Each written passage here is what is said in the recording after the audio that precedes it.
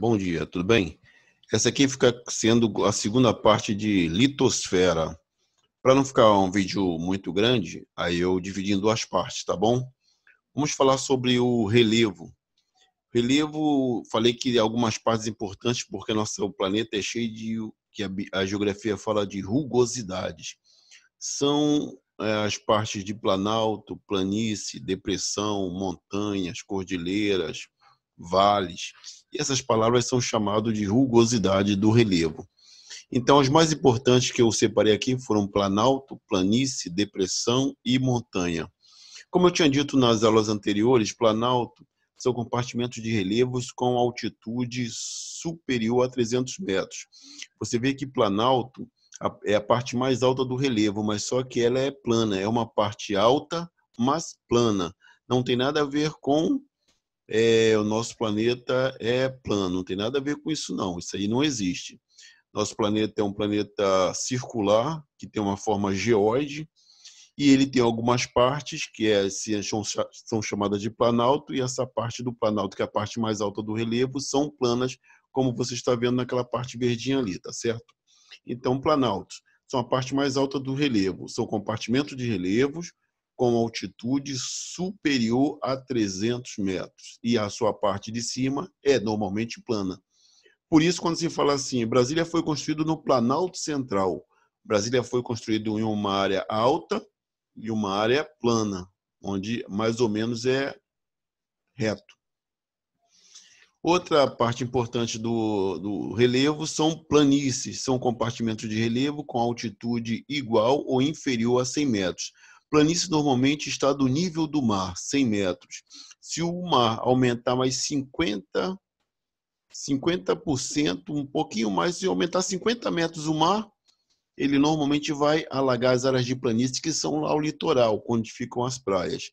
Você vê a praia, são altitude de relevos com elevação igual ou inferior a 100 metros, tá certo? Então, planície é a parte mais baixa do relevo. Claro que por dentro do continente você vai ver áreas mais baixas do que essas 100 metros, mas elas estão protegidas por cercadas de montanhas. Aí ela pode ficar até mais baixa, que o mar não vai chegar a elas, porque tem uma barreira natural, que nós chamamos de montanha, que estão cercando elas. Então, planícies são compartimentos de relevo com altitude igual ou inferior a 100 metros, são as partes mais baixas do relevo. Planalto é a parte mais alta, planície é a parte mais baixa. Outra parte também importante do relevo são montanhas. Montanhas são compartimentos de relevo com altitude superior a 800 metros. A diferença de planalto para montanhas que são planaltos são retos em cima. São a parte bem alta e reta. Não tem aquelas rugosidades em cima do planalto. Já montanhas, elas são pontiagudas ou arredondadas. Geralmente são pontas. Então, montanhas são compartimentos de relevo com altitude superior a 800 metros. Uma cadeia de montanhas. Você pode ver ali no desenho que montanhas ou elas são meio pontiagudas ou meio arredondadas. Elas não são planas em cima, tá certo? Essa aí é a grande diferença de planalto para montanhas. Outra parte importante do relevo são as depressões. Depressões, você normalmente escuta essa palavra quando a pessoa está passando por um momento de tristeza aguda.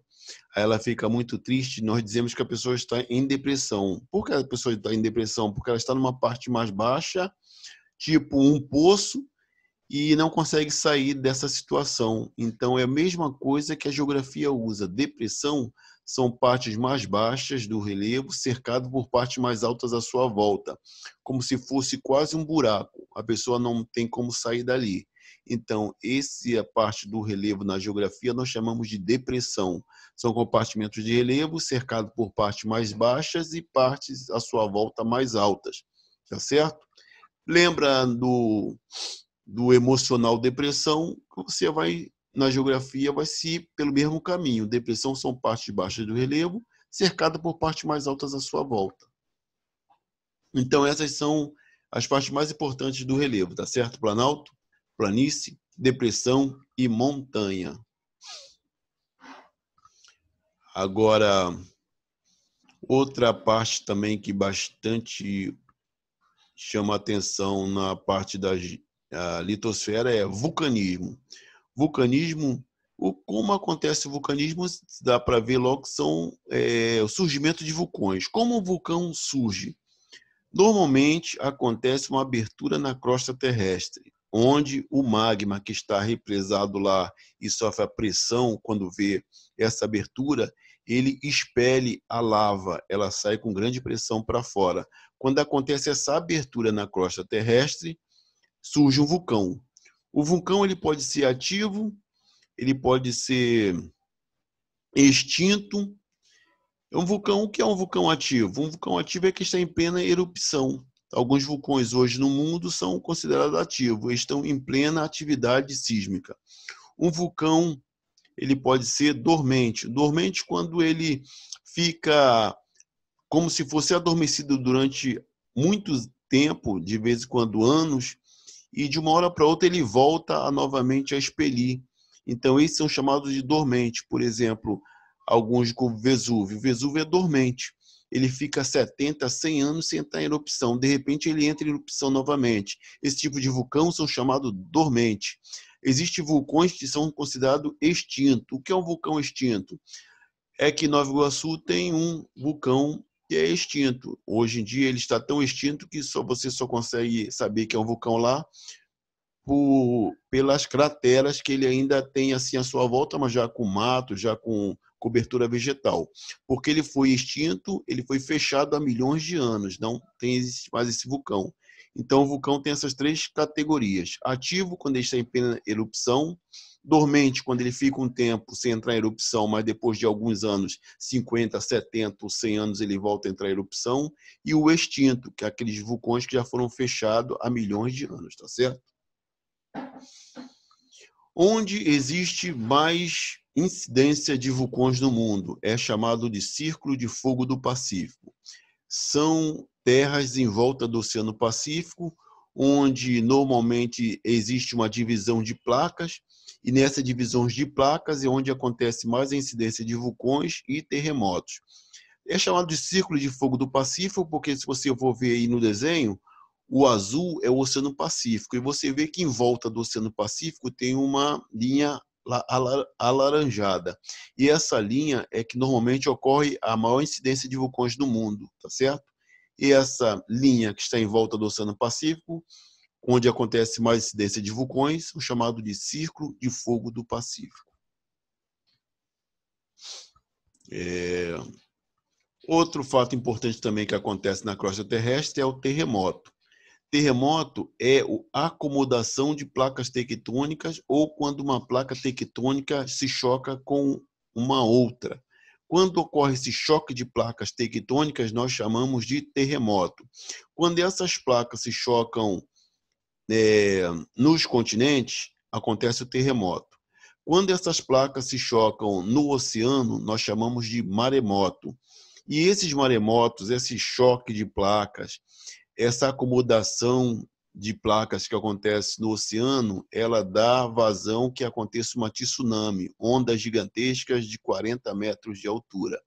Então, quando acontece um maremoto, um choque de placas tectônicas no oceano, é maremoto. E a consequência desse choque de placas no oceano é uma tsunami, ondas superiores a 40 metros. Quando esse choque de placas acontece no continente, nós chamamos de terremotos, tá certo? Outras palavras que também surgem desse maremoto e terremoto, para ficar um pouquinho claro, com essas placas tectônicas, são essas placas aí, ó. Placas africanas, placa indiana, placa da Antártica, placa sul-americana, placa norte-americana e assim por diante. São placas. É como se o nosso planeta tivesse cheio de rachadinha como uma casca de ovo que rachou.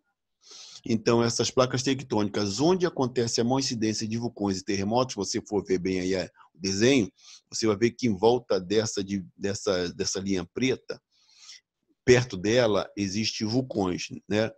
Então, essa divisão de placa é onde ocorre mais incidência de vulcões e terremotos também, nas divisões de placas. Você vê que o Brasil Ele não tem uma divisão de placa perto, próximo a ele. Por isso, o Brasil não tem terremotos nem vulcões.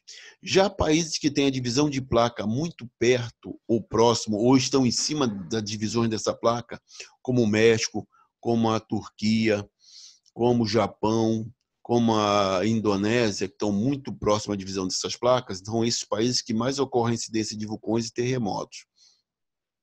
Quando essas placas elas se chocam, claro que elas vão se chocar, e quando é lá embaixo, bem no fundo, nós chamamos esse local onde ocorre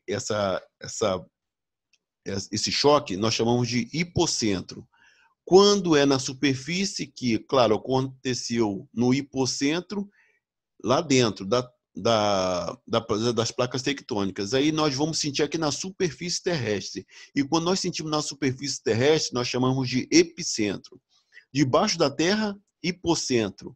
Nós sentimos aqui embaixo, epicentro. Então, onde foi o epicentro do terremoto? Aí vamos falar assim, foi no Oceano Pacífico, foi no Oceano Atlântico, foi na Itália, foi no Japão. O epicentro é a parte superficial onde nós sentimos o terremoto, tá certo?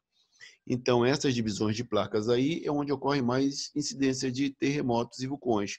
Por que o Brasil não tem terremoto? Porque o Brasil não está próximo a uma divisão de placa, nem está em cima de uma divisão de placa.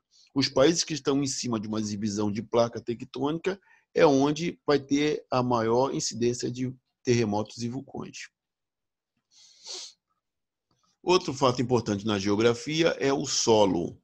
Eu destaquei dois. Um é esse aqui, solo de Massapê, conhecido também como argila, muito facilmente encontrado no território brasileiro, principalmente no Nordeste, onde é utilizado para a plantação de cana-de-açúcar. Por isso, o Brasil também é um dos maiores plantadores de cana-de-açúcar do mundo, tá certo? A produção de cana-de-açúcar do Brasil é muito grande. Então, esse tipo de solo muito utilizado para a plantação de cana-de-açúcar é chamado massapê, que nós conhecemos como argila. Outro solo bastante importante que tem no nosso país é terra roxa. São terras que no passado foram expelidas por vulcões. Essas terras aí são essencialmente importantes para plantações de café, terra preta, terra roxa, tá certo? Então, no Brasil podemos encontrar dois tipos de solo com mais facilidade, que é a terra roxa, utilizada na plantação de café, e massapê, utilizado na plantação de cana-de-açúcar. Massapê, muito encontrado em todo o Brasil, mas principalmente no Nordeste, e terra roxa, muito encontrado em São Paulo, no Paraná, na região sul e sudeste do Brasil. Bom, no Brasil, acontece também esses buracos que ocorrem no solo, na superfície, né? Esses buracos, em alguns livros, é chamado de vossoroca, em outros livros é chamado de bossoroca. Vossoroca e bossoroca é a mesma coisa. São aberturas que ocorrem no solo devido à ação da chuva, do vento e da falta de cobertura vegetal. Você vê que nesses buracos aí, olha só que quase não tem árvores à sua volta. Por quê? Porque a árvore e as plantações de floresta, normalmente, ela impede a erosão, porque a terra fica mais firme e mais protegida da ação da chuva. Quando você tira a cobertura vegetal, que são árvores, o solo fica desprotegido, podendo abrir buracos, que nós chamamos de vossoroca, e acontece a erosão, tá certo? Então, por que acontece muitas erosões, por exemplo, quando chove muito em janeiro, aqui no Rio de Janeiro? Porque a cobertura vegetal dos morros são tiradas, as árvores são derrubadas, e nisso o solo fica desprotegido. E quando ocorre uma incidência de muita chuva, a tendência é o solo estar desprotegido, abrir, ficar encharcado, e o solo abrir esses buracos, nós chamamos de bossoroca e vossoroca. O que pode impedir isso são coberturas vegetais, são florestas e árvores para proteger o solo. Quando o homem tira, a terra fica desprotegida da ação do vento e da chuva. Tá certo? Então, essa é a segunda parte que ficou faltando da litosfera, que é o que é mais importante você saber.